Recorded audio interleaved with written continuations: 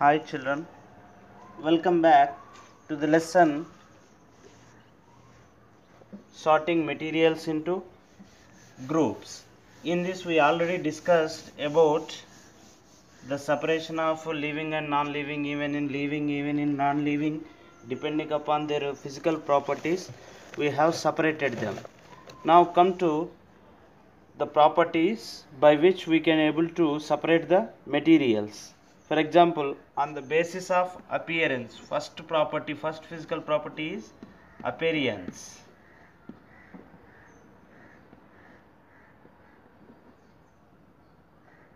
Sorry.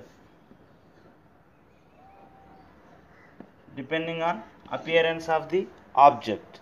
So here some materials they appear to be shiny and some they seem to be dull. For example, if you look at the gold ornament or jewelry, then what happens? It seems to be shiny, very shiny it appear shiny. Okay na? So we can say that the gold ornament is shiny in nature. Shiny is nothing but, in other words, it is called as luster. It is called as luster. So lustrous material, चमक रहता है उसमें. Lustrous material can be shine. Okay, or otherwise if you look at the wood piece, a wood piece, do it shine like gold or silver? No, it never shines. So these are no lustrous material. These are no lustrous material. There is no luster for the wood, whereas for the gold and silver ornament or diamond, they have luster in them. Means the materials can be classified into two types depending upon their shine, means appearance. What are they? The lustrous material and non-lustrous material. For example, those material which have shiny appearance, they are said to be have luster, means they have shiny surface. The appearance is shiny, like gold, silver, copper, aluminium and iron. All these are lustrous material, means they can able to show the shine. They can able to show the shine or luster. Have you understood? So some metals like iron materials, they have shiny appearance, and actually they lose their shininess in the beginning. When you bought from the shop, if any metallic appliance, it appears to be shine in the beginning. Later it slowly loses its shine and it becomes dull. Why? Because of corrosion, because of action of air and moisture. The iron material or steel material, it get corrosed and it reduces the shininess. Okay, you could observe your utensils. In the beginning they are very shiny, but later they come to dull nature. For example, your compact box, it is shiny in nature when you purchase it newly. After it become dull because of corrosion or action of air and water on them. Okay, so because of that, only surface of the metal will be what you call lose their shine. Inside the shine will be remain as it is. For example, if you cut this iron material, then you could see the shiny material inside.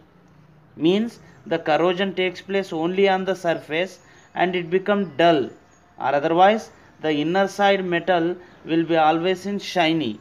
They're always in shiny. Have you got this?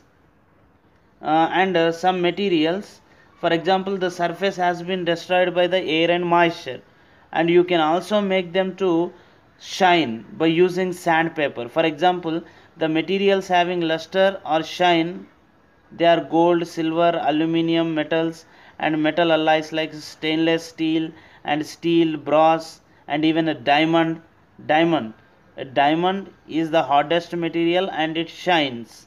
We know very well. All these objects, they are alloys or otherwise diamonds. They show the shiny appearance. So that all they are called as lusters. They are luster materials. Okay. Even the broken glass also show the lustrous material. Broken glass, at the edges of the glass you could able to see the shiny appearance. So broken glass also example for the lustrous material. Okay, have you understood? And next, the material which do not show the shine. The material which do not show the shine, they are called non-lustrous material. What are those non-lustrous material which don't show the shine? For example, paper, cardboard, wood, chalk, cotton, plastic, rubber, and other things. They don't have any shine. They don't show any luster. They have dull appearance. Okay, so here they given some examples. Look at the textbook page number 45. In that they given, find out the odd out from the following: aluminium, iron, copper, silver, sand. So here aluminium, iron, copper and silver, all they are metals, they have shiny appearance. Whereas the sand it have dull appearance. Okay na? So sand is the odd man from out of these. Okay, so that is the difference between luster material and non-lustrous material. So this is one difference we could able to see them. And next, let us come to the materials depending upon the hardness and softness. Second property is hardness and softness. The name itself indicates hardness and softness. What is meant by hardness? For example, take a iron rod. Can you able to compress it? Can you able to reduce the size? No. Can you able to bend it easily? No. Can you able to scratch it easily? No. So the material which cannot be compressed or cut or bent or scratched easily, they are called hard materials. The hard, for example, a rock. Can you able to compress the rock? No. Can you able to cut the rock? Can you break the rock with hand? No. Right? So here those material which cannot be broken easily, which cannot be bent, which cannot be scratched easily, they are called hard material. And whereas softness, what is meant by softness? For example, take a sponge and try to press it. How do it appears? They are very smooth, right? You can able to press it. For example, cloth, is it hard material? No, it is soft material, right? So here, depending upon hardness and softness, the materials are of two types: hard material and soft material. The material, those cannot be cut easily, those cannot be compressed, cannot be scratched easily, they are called hard materials. For example, the hard materials include iron, steel, wood, stone, brick, glass, bones, and teeth, and as well as diamond. All these are hard material, and I already told you diamond is the hardest material ever. And whereas soft materials like paper means which can be bent easily.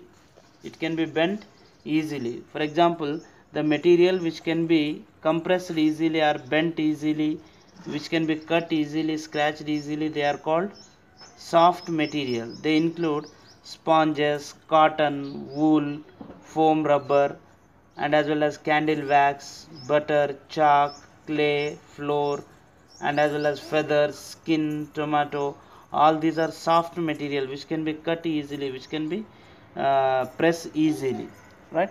All these material are called soft material. So here we learnt about the different materials depending upon the hardness and softness, and as well as we learnt about the lustrous material and non-lustrous material. So depending upon their properties we divided. Next, if you go for the solubility and insolubility, the materials are two types: soluble material, insoluble material. For example, if you add sugar to the water, third one, depending upon their solubility in the water, depending upon their solubility in water. For example, if you add sugar to the water, then what happens? It dissolves. It dissolving means it is soluble. And whereas if you add salt, sugar or salt, do they dissolve in water or not? Yes, they dissolve. So they are called soluble materials. Whereas if I add sand in that, if I add sand, do sand get dissolved in water? No. So it is insoluble. So depending upon soluble and insolubility, depending upon the solubility, we can separate the materials into two groups: soluble material, insoluble material. Soluble material can dissolve in water like salt and sugar, and whereas insoluble material, they won't dissolve in water like sand. So we'll discuss about this in the next class. I hope you understood today's class well, and we'll meet in next class.